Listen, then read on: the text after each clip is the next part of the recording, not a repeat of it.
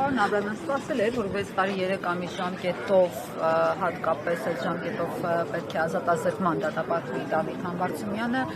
եւ սակայն որ իշխանականները կապում են հենց նրա հետ, որ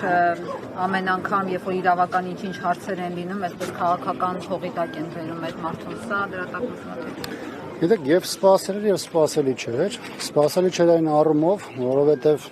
իշխանական քարոզչության տարածած տեսանյութերում Դավիթ Համբարձումյանը չկար։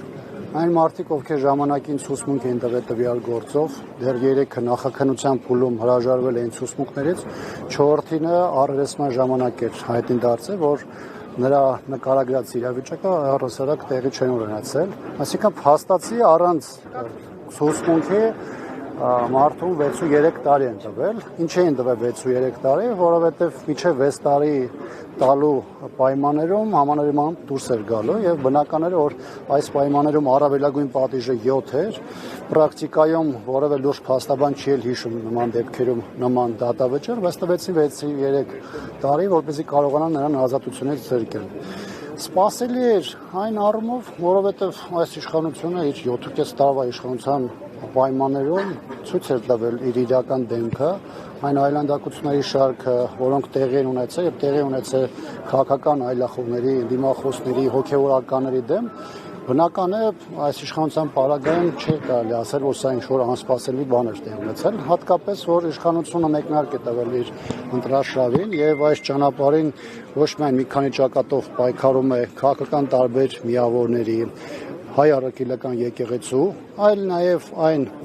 համայնքի ղեկավարների դեմ, որոնք ունեն հեղինակություն, որոնք ժողովրդի կողմից այդ համայնքներում ընտրվել էին եւ ընտրական process-ներում կարող էին նրանց համար որևէ ձևով խոչընդոտներ առաջացնել։ Կոնկրետ Դավիթ Համբարձումյանը Հանրապետական կուսակցության խորհրդի անդամ էր,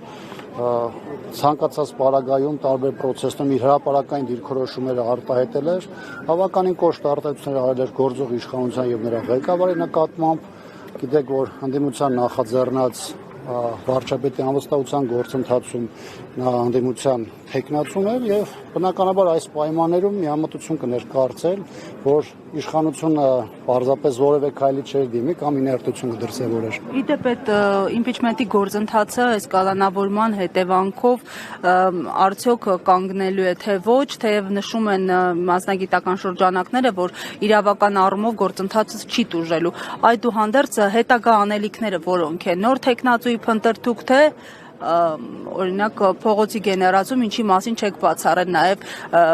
դուք ձեր ուժը։ Իրավական առումով Դավիթ Համբարձումյանը շարունակում է մնալ խաղի մեջ։ Բնականաբար այս իրավիճակում իշխանությունը լրացուցիչ խոչընդոտներ ստեղծում է, փորձում է գործընթացը հնարավորինս հարվածների եւ թիրախավորման տակ պահել, բայց այսօր ստեղծված իրավիճակում, հատկապես իշխանության նախաձեռնած այս հետապնդումների, զանգվածային հետապնդումների պայմաններում, կարծում եմ միջև ընտրական process-ներ այս իշխանությանը պարզապես իշխանությունից զրկելը շատ ավելի ակտուալ է դարձել եւ նաեւ մարդկանց մեջ ամրապնդել է այն մոտեցումը, որ իշխանությունը միջև ընտրություններ փորձելու է խնդիրը լուծել, սահմանափակել բոլոր այն ուժերի հնարավորությունները կամ մասնակցությունը ընտրություններում, ովքեր կարող են ինչ-որ ձևով մրցակցություն ստեղծել կամ 50+1-ի համար հնարավորություն ստեղծել եւ դաշտը անընդհատ մաքրվելու է։ Այս համատեքստում նաեւ ուզում եմ եւս մեկ անգամ նշել հայ առաքելական եկեղեցու նկատմամբ հարձակումները, որոնք աննախադեպ են եւ աննախադեպ են նաեւ հայաստանյան պայմաններում, բայց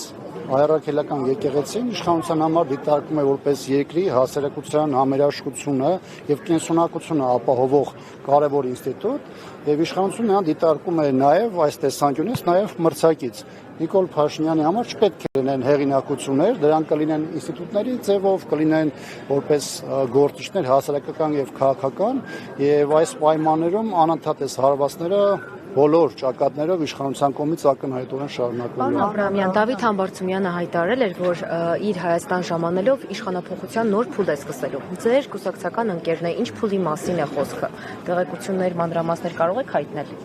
Mən կարող եմ ասել, որ որոշակի առումով նրա անազատության մեջ գտնվելը որոշակի իրողություններ պահում է եւ մեզ ստիպում է այո, այդ իրադրությանը համարժեք աշխատելու։ Պարոն Հադրամյան, մեղադրում են պարոն Համբարձումյանին 2018 թվականին Հովտաշատ Հայանիստ գյուղերի խաչմերուկում հանրային կարգը խախտելու, զենք գործադրելու համար, դուք ինչպես եք այս մեղադրանք մեկնաբանում։ Իշխանության տարածած տեսանյութերը չեն համապատասխանում իրականությանը, համայն դեպս Դավիթ Համբարձումյանի մասնակցության մասով։ Այդ առիթով նա մի քանի անգամ այս մասին նշել է։ Տեսանյութերը, որոնք ներկայացնում են Դավիթ Համբարձումյանը, այդ տեսանյութերում չկա։ Եվ երկրորդը, ես կարծում եմ, ինչպես մնացած գործիչների դեպքում է լինում կամ շատերի դեպքում է լինում, իշխանության հույսը մանիպուլյացիայի ծավալների վրա է եւ այն մոտեցման, որ հանրության մի ինչ-որ մաս գոնե դա կընդունի որպես փաստ կամ որպես ճշմարտություն։ Բայց փաստը այն է, որ այն մարդիկ, ովքեր ժամանակին ցուցմունք են տվել նրա այնտեղ ներկայության կամ այն գործողությունների, որոնք վերագրում են Դավիթ Համբարձումյանի, այդ մարդիկ պարզապես հրաժարվել են այդ ցուցմունքներից։